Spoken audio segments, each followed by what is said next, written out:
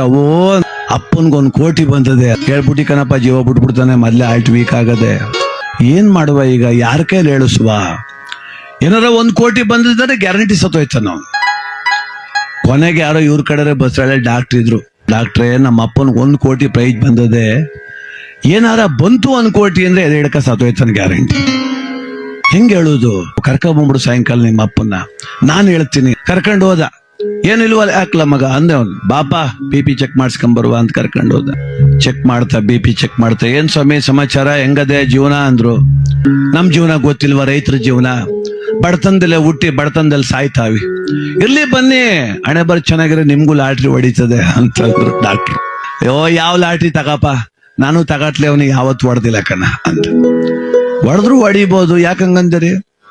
ಈಗ ಅಕಸ್ಮಾತ್ ನಿಮ್ಗೆ 20 ಲಕ್ಷ ಲಾಟ್ರಿ ಹೊಡೆದ್ರೆ ಏನ್ ಮಾಡಿರಿ? 20 ಲಕ್ಷ ಅಂತೀಯಲ್ಲಪ್ಪ, 25 ಲಕ್ಷ ಸಾಲ್ವೇ ಅದೇ, 20 ಲಕ್ಷ ಲಾಟ್ರಿ ಹೊಡೆದ್ರೆ 20 ಲಕ್ಷ ಸಾಲ್ ತಿರ್ತದ ಅಷ್ಟೇ ಅಂತ. ಹೌದಾ? ಅಕಸ್ಮಾತ್ 50 ಲಕ್ಷ ಹೊಡೆದ್ರೆ 25 ಲಕ್ಷ ಸಾಲ ತೀರ್ಸ್ಬಿಟ್ಟು ಮನೆಯೆಲ್ಲ ಸೋಡ್ತಾ ಕೂತು ರಿಪೇರಿ ಮಾಡಿಸ್ತೀನಿ. 75 ಲಕ್ಷ ಹೊಡೆದ್ರೆ ಅಂದ ಡಾಕ್ಟ್ರು. 75 ಹೊಡೆದ್ರೆ ನಮ್ಮ 1 ಕಾರ್ಗಿರಿ ತಕೊಡ್ತೀನಿ, ಮದುವೆ ಮಾಡ್ಬೇಕಲ್ಲ.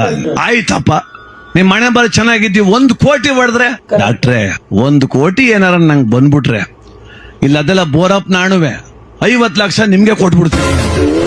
ಡಾಕ್ಟ್ರು ಎದೆ ಹಿಡ್ಕ ತಪ್ಪಂಬಿದ್ದು ಸತ್ತೋಗ್ಬಿಟ್ಟ. ಅಲ್ಲಿ ಇವನ್ ಬದುಸಕ್ ಹೋಗಿ ಡಾಕ್ಟ್ರೇ ಹೋಗ್ಬಿಟ್ಟ.